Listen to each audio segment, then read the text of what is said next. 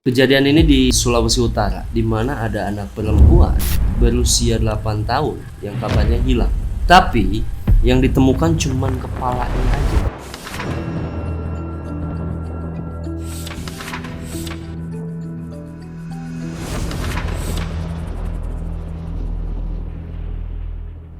Seorang bocah perempuan berusia 9 tahun ditemukan tewas di lokasi perkebunan milik warga di Bolaang, Mongondo Timur, Sulawesi Utara. Dari hasil penyelidikan polisi, ternyata korban dibunuh seorang perempuan yang juga sepupu ibu korban.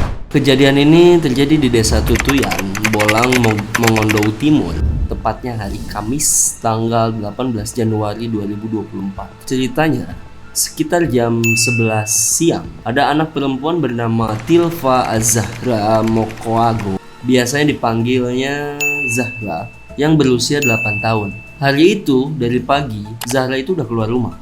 Katanya dia itu mau main ke rumah neneknya yang gak jauh dari rumah orang tuanya Zahra di Desa Tutuyan. Zahra ini dikenal cerdas dan selalu jadi juara di kelasnya. Tapi pagi itu dia pergi dari rumah dan gak balik-balik. Padahal dia ditungguin bapaknya buat makan siang di rumah. Tapi gak ada kabar nih guys. Bapaknya tuh jadi khawatir nih, karena dia gak balik-balik dari pagi sampai siang. Dia coba ke rumah neneknya akhirnya. Tapi ternyata Zahra itu gak ada di rumah nenek. Bahkan neneknya bilang kalau Zahra gak pernah datang ke rumah neneknya. Jadi sejak pagi dia bilang mau ke rumah neneknya tuh sampai sore gak sampai-sampai. Neneknya gak tahu Zahra kemana. Bapaknya pun pasti ngerasa gundah. Bapaknya Zahra namanya Zulkifli Mokowago. Itu seorang ASN Dinas Pekerjaan Umum dan Perumahan Rakyat. Nah, pasti tahu Zahra nggak ada di rumah neneknya. Langkah pertama itu pasti langsung tanya ke tetangga-tetangga sekitar. Coba tanya lihat Zahra kemana. Ternyata di dekat rumahnya ada rumah tante Zahra nih. Tapi bapaknya tuh nggak langsung nanya ke sana. Rumah tantenya Zahra itu yang bernama Tante Ani, yang jaraknya itu cuma sekitar 20 meter dari rumahnya Zahra. Jadi deket banget dari rumah Zahra ke rumah tantenya. Tante Ani kaget pas bapaknya Zahra itu bilang bahwa Zahra hilang. Barusan kan saya melihat Zahra, kata Tante Ani. Menurut versi Tante Ani, Zahra itu lewat depan rumahnya pakai daster warna putih. Sama kayak yang ayahnya bilang, dia juga keluar rumah pakai daster warna putih. Zahra juga sempat ditanya sama Tante Ani mau kemana. Jawabnya sih mau ke tempat rame anak-anak SD yang pulang sekolah. Tapi ayah Zahra bilang kalau Zahra hilang ya tentu aja Tante Ani ikut khawatir. Akhirnya dia bantu nyariin Zahra dengan posting di Facebook. Lalu ketika sore tiba, berita tentang Zahra hilang ini sampai ke telinga bupati yang namanya Samsahrul Mamonto atau biasa dipanggil Bupati Alul. Semua pada khawatir, apalagi di sana kasus kayak gini itu jarang banget. Ketika malam, Zahra itu masih belum juga pulang dan tidak ada kabar sama sekali. Menurut Bupati Alul, yang katanya dulu beliau punya pengalaman sebagai jurnalis kriminal ya. Jadi menurut dia itu mungkin Zahra nggak cuma hilang ya, tapi ada hubungan sama tindak kriminal kayak penculikan atau yang lebih buruk dari itu. Jadi mereka semua pada kumpul di rumah ayahnya Zahra buat nyariin Zahra. Makanya Tante Ani yang terakhir lihat Zahra dipanggil buat memberikan keterangan. Keterangan pelaku bernama Arnita ini berbelit-belit dan tidak mengakui perbuatannya. Bupati Samsahrul Mamonto kemudian berkoordinasi dengan Kapolres dan Danramil setempat untuk penanganan kasus pembunuhan ini. Tapi Tante Ani ini datangnya lama banget tuh, sekitar 20 menit baru datang. Kebetulan rumahnya kan nggak jauh ya, cuma sekitar 20 meteran. Kenapa datangnya sampai 20 menit nih? Terus Tante Ani ditanya sama Bupati, jam berapa dia terakhir lihat Zahra? Dia bilang sekitar jam 11 siang. Zahra lewat depan rumahnya pakai daster putih. Selama ditanya-tanya, entah kenapa Bupati Alul ini kayak ada sedikit kecurigaan sama Tante Ani. Tante Ani itu orang yang terakhir melihat Zahra. Tapi di saat rumah bapaknya Zahra lagi rame-ramenya sama warga, Tante Ani ini nggak kelihatan sama sekali. Terus dia muncul setelah dipanggil Pak Bupati. Padahal rumahnya kan nggak terlalu jauh ya, cuma 20 meteran gitu dari rumahnya Pak Zulkifli. Terus pada sore hari ketika semua pada keliling nyariin Zahra, anehnya Tante Ani itu malah membantu untuk memposting di sosial media Facebook doang, nggak ikut keliling buat nyariin Zahra. Lalu yang kedua, selama ngomong sama Pak Bupati, nafas Tante Ani ini kelihatan kayak berat dan mukanya tuh pucat, kayak orang yang memang menutupi sesuatu. Alasannya Tante Ani bilang bahwa mahnya tuh lagi kumat. Nah, kalau mahnya kumat biasanya ada dua penyebab. Yang pertama itu karena makannya telat atau makan yang pedas-pedas, atau yang kedua biasanya perkara stres, jadi bisa asam lambungnya itu naik. Nah, ditambah lagi ekspresi wajah Tante Ani, kayaknya dia lagi ngarang sebuah cerita. Jadi matanya tuh kemana-mana, nggak berani natap lawan bicaranya. Dan cara berceritanya juga muter-muter. Terus sesekali Bupati Alul ini bilang bahwa dia mencium aroma-aroma bau anyir dari badannya Tante Ani. Soalnya duduknya kan deketan ya, jadi aroma dari tubuhnya tuh tercium. Ya semua keganjalan ini awalnya Bupati ini simpen sendiri, kayak mikir-mikir aja. Jadi kayak cuman dipikir dalam hatinya aja. Masih di hari yang sama sekitar jam 8 malam, tiba-tiba ada warga yang kesurupan. Terus si warga ini ajaibnya tuh dia seakan menuntun keluarganya Zulkifli kepada tempat atau keberadaan Zahra di mana. Awalnya tuh dia bilang Zahra ada di dekat pohon kelapa, tapi tahu-tahu berubah lagi di dekat pohon pisang. Hal-hal yang kayak gini nih yang ada yang percaya atau enggak ya, karena hal-hal goib memang sulit untuk dibuktikan. Tapi setelah ditelusuri dari omongannya tadi, pohon kelapa yang ada di perkebunan kelapa itu jaraknya sekitar 300 meteran dari rumah Pak Zulkifli. Jadi nggak terlalu dekat tuh, lumayan agak jauh ya. Dan ternyata akhirnya Zahra ditemukan oleh penduduk bernama Unge di dalam selokan. Ada got yang kering di perkebunan kelapa. Pelaku membunuh korban serta mengambil perhiasan bocah berusia 8 tahun itu. Jasad korban kemudian diletakkan di dalam selokan dan ditutupi daun kelapa untuk menghilangkan jejak. Zahra itu waktu itu kondisinya ditutupi daun pisang. Cuman sayangnya kondisinya sudah tidak bernyawa, sudah kaku. Artinya Zahra itu sudah meninggal pada siang hari. Kayak yang gue bilang tadi di awal, kondisi kepalanya Zahra itu sudah dari badannya. Terus di sekitar kupingnya juga ada luka, dan luka ini tuh kayak yang masih baru. Dugaan kayak anting yang dipakai Zahra itu kayak ditarik paksa sama pelaku. Jadi memang Zahra ini katanya kemana-mana menggunakan anting, gelang, sama pakai kalung emas. Ya, perhiasan anak.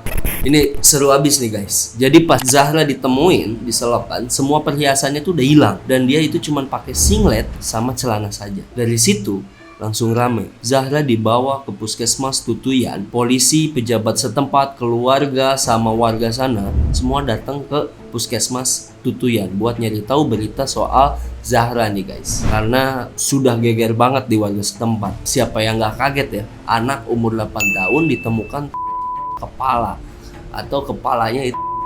Keluarganya tentu pada nangis, termasuk juga Tante Ani yang kelihatan banget nangis bareng bersama suaminya Miko.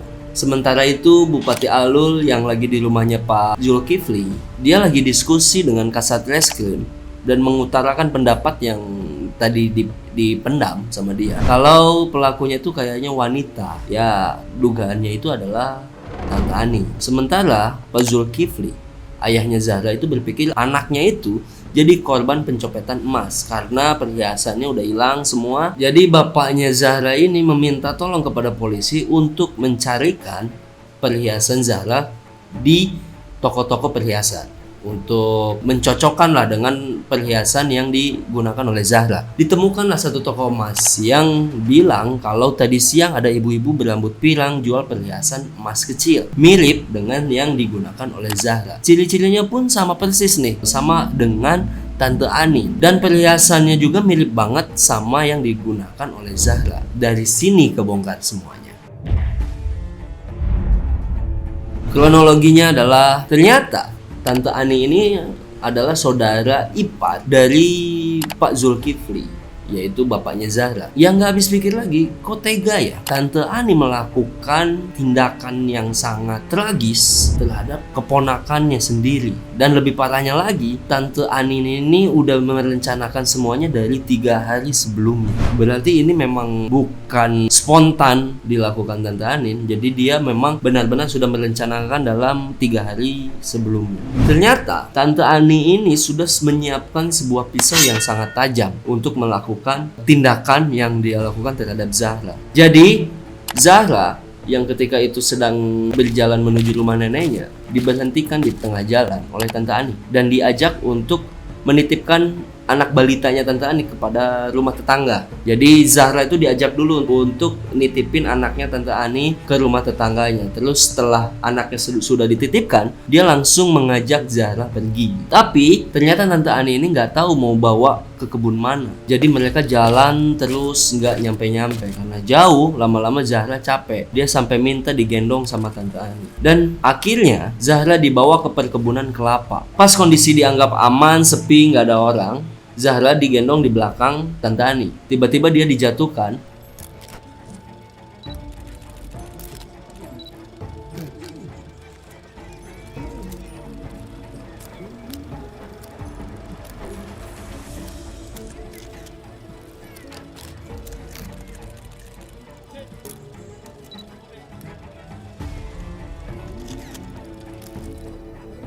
Awalnya Zahra masih bisa teriak, tapi si Tante Ani ini langsung lehernya Zahra. Gak kebayang setega itu ya seorang bibi terhadap keponakannya sendiri. Terus tanpa rasa bersalah si Tante Ani ini langsung ambil perhiasan Zahra dengan paksa, guys. Antingnya masih nempel, ditarik sampai kupingnya sobek. Terus Zahra ditutup di dalam sebuah solokan pakai daun pisang. Habis itu Tante Ani pulang, langsung mandi, nyuci baju yang dia pakai, dia bersih-bersih semua. Terus yang gak habis pikir, dia masih sempet-sempetnya untuk sholat. Karena setelah dia atau leher dari keponakannya yang masih 8 tahun, dia masih bisa untuk menunaikan ibadah sholat. Setelah itu Tante Ani pergi ke rumah sebelah buat jemput anak balitanya yang dititipkan di rumah tetangga. Terus baru dia pergi ke toko emas untuk menjual perhiasan Zahra yang dia ambil. Akhirnya perhiasan itu dijual hanya sekitar 3.670.000. Tidak sebanding dengan nyawa yang sudah dia hilangkan. Belum selesai dari situ guys, Tante Ani langsung pergi ke toko HP buat beli HP baru. Terus sisanya dipakai beli barang-barang di minimarket kayak popok, susu bayi, dan pulsa buat HP barunya. Menurut gua ini gila banget sih. Dengan duit 3.670.000 dia menghilangkan nyawa anak umur 8 tahun dan anak itu tuh keponakan dia sendiri. Walaupun uangnya itu dipakai untuk kebutuhan dia sehari-hari ya, tapi kok sampai tega gitu untuk melakukan hal yang sekejam itu. Kepala keponakannya ditukar dengan uang seharga 3.670.000 dan uangnya itu untuk dibelikan handphone untuk medsosan doang. Gimana nggak gagal paham gue dengar berita ini guys. Waktu si Tante Ani ini ditetapkan jadi tersangka, dia ditahan di Polres Boltim sama suaminya Miko. Kenapa suaminya ikut ditahan? Sejauh yang gue cari memang belum dikonfirmasi apakah Miko ini ikut terlibat atau tidak. Tapi mungkin buat jaga-jaga aja ya guys, biar nggak kabur. Dan atas perbuatan itu Tante Ani terancam pidana hukuman mati atau paling lama 15 tahun penjara karena dia jatuhnya adalah pembunuhan berencana. Gue dapat info dari tetangga-tetangga sekitar, katanya Tante Ani ini emang udah ada jiwa nyolong ya. Jadi memang klepto lah mungkin. Jadi waktu itu sempat warga mergokin Tante Ani ini lagi nyolong baju jemuran orang lain. Gila nggak nih? Baju jemuran aja bisa dicolong. Terus buat tambahan lagi, gue agak mundur sedikit ke belakang. Setelah Zahra ditemukan dan dibawa ke puskesmas, tapi sayangnya nggak bisa dilakukan otopsi di sana. Jadi Zahra langsung dikirim lagi ke Rumah Sakit Bayangkara di Manado. Otopsi ini tuh baru bisa dilakukan sekitar pukul 7 pagi. Prosesnya sendiri memakan waktu sekitar 4 jam. Dan katanya para medis di sana tuh sampai nangis guys, karena dia pertama kali menemukan kasus anak kecil dengan keadaan begitu tragis. Terus setelah otopsi, Zahra dikembalikan ke keluarganya untuk dimakamkan. Pas itu Tante Ani masih belum ditetapkan jadi tersangka, masih belum diketahui. Jadi dia masih sempat-sempatnya ikut sholat jenazah guys. Bener-bener psikopat sih kalau kata gue. Jadi itu update kasus di awal tahun yang sangat mengejutkan. Kita doakan saja buat Zahra, semoga tenang di sana dan pelaku Tante Ani itu bisa mendapatkan ganjaran yang setimpal. Semoga keluarganya juga yang ditinggalkan itu mendapat sebuah kesabaran dan ketabahan ya. Maaf banget kalau ada yang kurang pas guys, dan kalau ada tambahan info kasus ini boleh tambahin di kolom komentar, oke? Next kita mau bahas apa lagi ya?